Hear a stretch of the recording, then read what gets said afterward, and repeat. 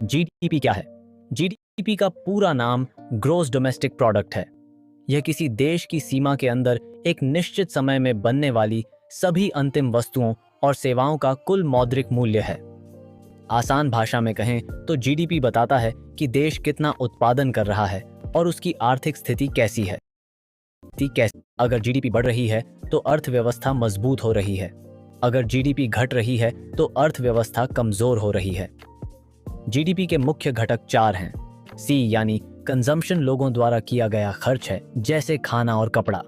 आई यानी इन्वेस्टमेंट, कंपनियों का निवेश है, जैसे मशीन और फैक्ट्री। जी यानी गवर्नमेंट स्पेंडिंग, खर्च जैसे सड़क और स्कूल।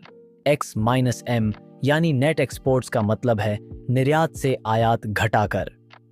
उदाहरण के लिए मान लीजिए लोग 100 लाख खर्च करते हैं, कंपनियों ने 50 लाख निवेश किए, सरकार ने 30 लाख खर्च किया।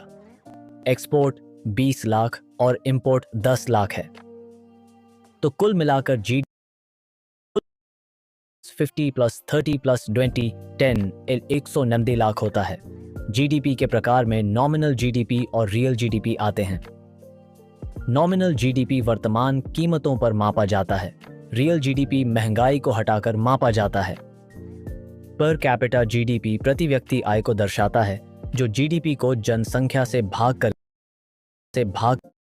जीडीपी क्यों महत्वपूर्ण है? यह देश की आर्थिक ताकत बताता है। यह नौकरी और विकास के संकेत देता है। सरकारों के लिए नीतियां बनाने में जीडीपी मदद करता है। देशों की तुलना करने में भी जीडीपी उपयोगी होता है। निष्कर्ष यह है कि जीडीपी एक महत्वपूर्ण आर्थिक सूचक है जो देश की उत्पादन और आर्थिक मजबूती दिखाता है।